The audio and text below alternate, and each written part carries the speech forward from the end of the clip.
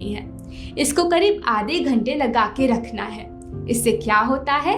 इसको लगाने से आपकी बॉडी में 2 टेम्परेचर मेंटेन होते हैं। जहां पट्टी लगाई है वो पार्ट्स ठंडे, बाकी बॉडी गर्म। प्रकृति का नियम है कि किसी भी जगह जब एक समय में 2 टेम्परेचर मेंटेन होते हैं तो वहाँ ब्लड सर्कुलेशन बढ़ जाता है। पहले जो ब्लड सर तक नहीं पहुँच पा रहा था, वेट पैक के बाद वो ब्लड आसानी से सर तक पहुँच पाता है। हेयर फॉल खुद ब खुद बंद होने लगता है। ठंडी पट्टी आपको इस प्लान को शुरू करने के पहले 3 महीने रोज लगानी है, एक बार सुबह और एक बार शाम। 3 महीने बाद सिर्फ जरूरत पड़ने पर लगाएं। बहुत सर्दी के मौसम में आप ठंडी पट्टी को स्किप कर सकते हैं, लेकिन बाकी महीने तो जरूर कीजिए। तो इस वीडियो के बाद हमारी डिटॉक्स वीडियो जरूर देखें। ये 20 मिनट की वीडियो है और इसमें ये तीनों स्टेप्स 16 घंटे उपवास, एनेमा और ठंडी पट्टी बहुत डिटेल में समझाए हैं। अब हमने शरीर को अंदर से साफ तो कर लिया, लेकिन अब अंदर डाले क्या? बढ़ते हैं अपने 4th स्टेप पे। ऐसा फूड जो आपके 30s या 40s में भी बाल वापस ले आए, ऐसा फूड जो हर मल्टीविटामिन और मिनरल से भरा हुआ है, ऐसा फूड जो बुरे जीन्स के इंपैक्ट को भी ब्रेक कर पाए, जो आपके हेयर और हेयर के साथ साथ हर मुसीबत को ठीक करने की ताकत रखता है। ये है सात्विक फूड। आइए समझते हैं ये क्या होता है। हमारे वेदों ने सात्विक फूड के 4 सिद्धांत दिए हैं। शॉर्ट फॉर्म में ये है LWPW। L यानी कि लिविंग फूड, ऐसा खाना खाओ जिसमें लाइफ हो, जिसमें जान हो, जैसे कि फ्रूट्स, वेजिटेबल्स, स्प्राउट्स, ग्रेन्स और कोकोनट। मरा हुआ खाना, वो जो पैकेट बॉटल डब्बे में बंद आता है, ये हमारे ब्लड को गंदा करता है और हेयर फॉल बंद होने ही नहीं देता। दूसरी तरफ लिविंग फूड्स में चीज़ों को ग्रो करने की क्षमता होती है, हेयर ग्रोथ बहुत फास्ट हो जाती है। W यानी होलसम, खाने को उसी रूप में खाइए जिस रूप में माँ प्रकृति आपको देती है। व्हाइट राइस, बिना चोकर का आटा, सफेद चीनी, मैदा, सूजी, तेल, ये सब रिफाइंड फूड है। इसकी जगह होलसम फूड खाएं। ब्राउन राइस, चोकर सहित आटा, तेल की जगह कच्चे नारियल की गिरी, चीनी की जगह खजूर या फिर गुड़। रिफाइंड फूड खाएंगे तो शरीर को बाल उगाने के लिए जो पोषण तत्व चाहिए वो कभी नहीं मिल पाएंगे। P यानी प्लांट बेस्ड, ऐसा कोई खाना ना ले जो जानवरों से आता हो। मांस, मछली, अंडे, दूध या दूध से बनी चीजें वो लेना है जो पेड़ पौधों से आता है। दूध और दूध से बनी चीजें पचाने में बहुत मुश्किल होती है और खून को गाढ़ा बनाती है।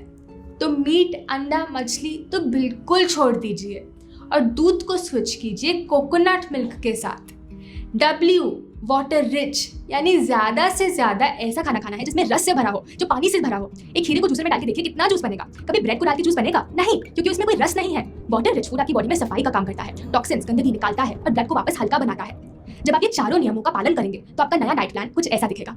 सुबह उठने के बाद किसी भी सब्जी का जूस लेना है। सबसे अच्छा है सफेद पेठे का रस, चाहे तो नारियल पानी भी ले सकते हैं। फिर ब्रेकफास्ट में एक प्लेट भर के फ्रूट्स, एक बार में एक ही फल खाना बेस्ट है। लंच में आप अपना ग्रेन मील ले सकते हैं, लेकिन इसमें अनाज कम होना चाहिए और सब्जी ज़्यादा। और डिनर में सैलेड या फिर सूप, चाहे तो लंच और डिनर को स्विच भी कर सकते हैं। ये प्लान हमने और बहुत डिटेल में इस वीडियो में समझाया है। एक आहार सारे इलाज, इस वीडियो का लिंक भी आपको नीचे डिस्क्रिप्शन में मिल जाएगा। क्या आप गेस कर सकते हैं हमारे बालों के लिए वो कौन सा भोजन है जो पेट में नहीं बल्कि सीधा स्कैल्प पर जाता है? ये है सनलाइट। जैसे बिना धूप के एक पौधे की पत्तियां टूटने लगती हैं, वैसे ही बिना सूर्य की रोशनी के हमारी पत्तियां यानी हमारे बाल भी मुरझा के टूटने लगते हैं। एक पौधा भी उन्हीं 5 तत्वों से बना है जिनसे आपका शरीर। यदि हमें घने और मजबूत बाल चाहिए तो हमें रोज अपने शरीर को सूर्य की रोशनी तो दिखानी ही होगी। कैसे? सन बेदिंग यानी सूर्य स्नान के जरिए। आपको सिंपली रोज 20 मिनट सूर्य के नीचे लेटना है, कम से कम कपड़ों के साथ। सूर्य की रोशनी को अपनी स्कैल्प के साथ साथ पूरे शरीर पे पड़ने देना है। सनबेदिंग कब करनी है? केवल सुबह या शाम के टाइम, दोपहर की कड़कती धूप में नहीं। जैसे जैसे सूर्य की रोशनी आपके शरीर पे पड़ेगी, शरीर में ब्लड सर्कुलेशन बढ़ेगा, बाल उगाने की क्षमता बढ़ेगी, हेयर फॉल रुक जाएगा। ये तो हो गए हमारे 5 स्टेप्स कंप्लीट। अब आपके लिए कुछ बहुत ही इंपॉर्टेंट बोनस टिप्स। पहली बोनस टिप में हम आपके लिए लाए हैं एक ऐसा स्पेशल फूड जिसमें किसी भी मीट, पाउडर, सप्लीमेंट या बार से भी ज्यादा प्रोटीन भरा है। ये आपके बालों को बिल्डिंग मटेरियल देने के लिए बहुत अच्छा है। क्या आप गेस कर सकते हैं ये क्या है? वेजिटेबल स्प्राउट्स यानी सब्जियों के अंकुरित बीज।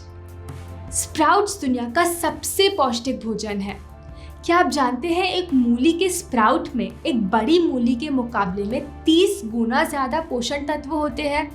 यानी एक सब्जी का स्प्राउट पूरी उगी सब्जी से भी ज्यादा पौष्टिक होता है। क्यों? क्योंकि उस छोटे से स्प्राउट में एक इतनी बड़ी सब्जी को जन्म देने की ताकत बैठी होती है। जब आप इस स्प्राउट को अपने शरीर में लेते हैं तो आपको क्या लगता है कि ताकत कहाँ जाती है? आपके शरीर में जाती है और इसमें जान लाती है। स्प्राउट्स दुनिया की बेस्ट बिल्डिंग फूड्स हैं और हेयर ग्रोथ के लिए तो अजूबे जैसा काम करते हैं। हम 4 तरह की सब्जियों के स्प्राउट खाना रेकमेंड करते हैं, मूली, अल्फाल्फा, मेथी और क्लोवर। ये 4 हमने इसलिए चुने हैं क्योंकि बहुत टेस्टिंग करने के बाद हमने पाया कि ये ना ही सबसे आसानी से मिल जाते हैं, लेकिन इंडिया के क्लाइमेट के लिए इन्हें उगाना भी सबसे आसान है। सब्जियों के स्प्राउट दालों के स्प्राउट से बेहतर है, इनमें ज्यादा पोषक तत्व होते हैं। इनको कैसे उगाना है? एकदम वैसे ही जैसे आप दाल के स्प्राउट उगाते हैं। बीज लीजिए और इन्हें रात भर पानी में भिगोने रख दीजिए। फिर सुबह पानी निकाल दें और इन बीज को पतले सूती के कपड़े में टाइटली बांध के एक कटोरे में रख दें। इस कटोरे को ढक दें। आपको रोज 2 बार इस पोटली को खोलना है, एक बार सुबह और एक बार शाम। बीज को पानी के नीचे देना है और फिर से उन्हें पोटली में बंद कर देना है। ऐसा 3-4 दिन तक करना है। तीसरे चौथे दिन आप देखेंगे कि आपके बीज में से टेल निकल आएगी। जब आपके स्प्राउट्स कुछ ऐसे दिखने लगे तो समझ जाना कि ये खाने के लिए तैयार है। आप इन्हें अपने सैलेड्स और सूप में इंक्लूड कीजिए और ऐसा नहीं थोड़ा थोड़ा खा रहे हैं। एक बार में कम से कम आधा कप स्प्राउट्स अपने सैलेड्स में डालिए। आप चाहें तो ये स्प्राउट्स के सीड्स हमारी वेबसाइट से भी ऑर्डर कर सकते हैं। ये स्प्राउट्स आपके बालों को बिल्डिंग मटेरियल देते हैं। दूसरी बोनस टिप, कड़ी पत्ते का पेस्ट। क्या करना है? 2 मुट्ठी भर कड़ी पत्ते लीजिए, उन्हें थोड़े पानी के साथ मिक्सी में मिक्स कर लीजिए और एक पेस्ट बना लीजिए।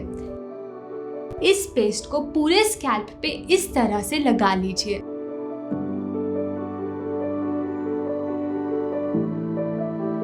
और 45 मिनट्स तक इस पेस्ट को लगा के रखना है और फिर पानी से धो लें। इसको आपको 1.5 महीने तक रोज लगाना है। लेकिन एक बात याद रखें, ये पेस्ट तभी काम करेगा जब आप बाकी सारे स्टेप्स फॉलो करेंगे। फास्टिंग, एनेमा, वेट पैक, सात्विक फूड और सनबेथिंग। उन्हें छोड़ दिया और सिर्फ रोज ये पेस्ट लगाने लग गए तो कोई फायदा नहीं होगा। ये सिर्फ बोनस टिप है। जैसा हमने पहले सीखा, बीमारी का जड़ तो यहाँ नहीं, यहाँ है। अब आइए आपके एक इम्पॉर्टेंट सवाल को आंसर करते हैं। मैं शैम्पू कौन सा इस्तेमाल करूं? आज पूरी दुनिया हमें अलग अलग प्रोडक्ट्स बेचने में लगी है। पहले शैम्पू, शैम्पू से पहले हेयर ऑयल, शैम्पू के बाद कंडीशनर, शैम्पू और कंडीशनर के बीच में मास्क, इन सब के बाद हेयर सीरम और ना जाने क्या क्या। क्या आप जानते हैं हमारी स्कैल्प की त्वचा हमारी कोई भी और बॉडी पार्ट की त्वचा से बहुत ज्यादा पतली होती है। आप अपनी शैम्पू की बोतल पलट कर देखिए, क्या लिखा है वहाँ। ऐसे ऐसे नाम लिखे होते हैं जो आप पुकार भी नहीं सकते। ये सारे केमिकल हमारी पतली सी स्कैल्प के अंदर अब्सॉर्ब हो जाते हैं, स्कैल्प को और वीक बनाते हैं, जिससे और बाल गिरते हैं। शैम्पू नहीं तो फिर बाल कैसे धोएंगे? हम आपके लिए लाए हैं दुनिया का बेस्ट हर्बल शैम्पू। इसे बनाना बहुत ही आसान है और ये बालों को एकदम क्लीन कर देता है। आप इसको एक बार बना के अगले 3 महीनों तक स्टोर कर सकते हैं। इसके लिए हमें 3 इंग्रेडिएंट्स चाहिए। शिकाकाई करीब 200 ग्राम, आंवला ये भी करीब 200 ग्राम और सोपनट यानी रीठा ये भी करीब 200 ग्राम। रीठा का काम है हमारे शैम्पू को झाग देना। पहले तीनों चीजों का पाउडर बनाना होगा। शिकाकाई को मिक्सी में डालकर इस तरह से पाउडर बना लीजिए। फिर सोपनट का पाउडर बनाने से पहले उसके बीज निकाल लीजिए, फिर इसको भी मिक्सी में पाउडर बना लें और फिर आंवला को भी इस तरह पीस लीजिए। तो ये हमारे तीनों पाउडर तैयार हो गए। बढ़ते हैं अगले स्टेप पे। एक बड़ा भिगोना लीजिए और इसमें 3 लीटर पानी डाल दीजिए। फिर तीनों पाउडर इस पानी में डालकर उनको मिक्स कर दीजिए और फिर इसको बॉईल होने के लिए हाई फ्लेम पर छोड़ दें। अभी इसमें एक इंग्रेडिएंट डालना बचा है और वो है फ्लैक्स सीड यानी अलसी के बीज। अलसी हमारे शैम्पू को क्रीमी जेल जैसा टेक्सचर देते हैं। हम 200 ग्राम अलसी लेके इसको भी पाउडर बना लेंगे। फिर इस अलसी के पाउडर को अपने बॉईल होने वाले मिक्सचर में ऐड करें। अलसी डालने के बाद इसमें 1.5 लीटर पानी और डाल दें। इसको बॉईल होने दें और बीच बीच में मिक्स करते रहें। अभी अच्छी तरह से बॉईल होकर जेल जैसी कंसिस्टेंसी का हो गया। अब गैस को बंद कर दीजिए और इसको हमें गरम ही छानना होगा। एक भिगोने पर कपड़ा लगा दीजिए और थोड़ा थोड़ा करके पूरे मिक्सचर को छान लीजिए। इसको गरम छानना ज़रूरी है।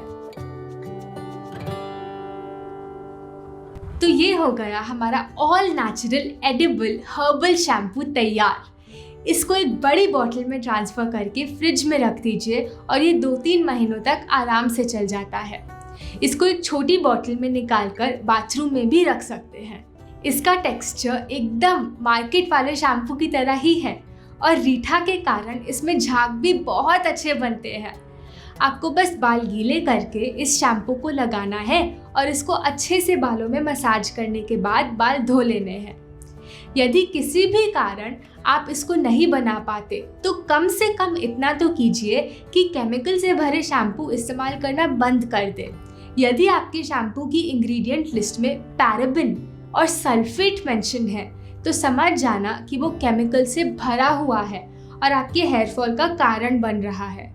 कोई ऐसा शैम्पू ढूंढे जो पैराबिन और सल्फेट फ्री हो। और तो और शैम्पू भी बहुत ज़्यादा मत कीजिए, सिर्फ ज़रूरत पड़ने पर कीजिए। हफ्ते में 1 बार काफ़ी है।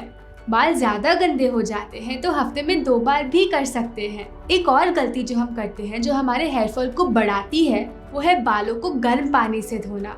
गर्म पानी स्कैल्प के नीचे ब्लड वेसल्स को डैमेज करके बालों की जड़ों को कमज़ोर बनाता है। सर्दियों में ल्यूकवार्म वाटर और गर्मियों में ठंडे पानी से ही अपना सर धोएं। जब आप ये सारे स्टेप्स एक साथ फॉलो करेंगे आप देखेंगे कि जो काम महंगी महंगी दवाइयाँ और सिरम नहीं कर सकते वो काम माँ प्रकृति के 5 तत्व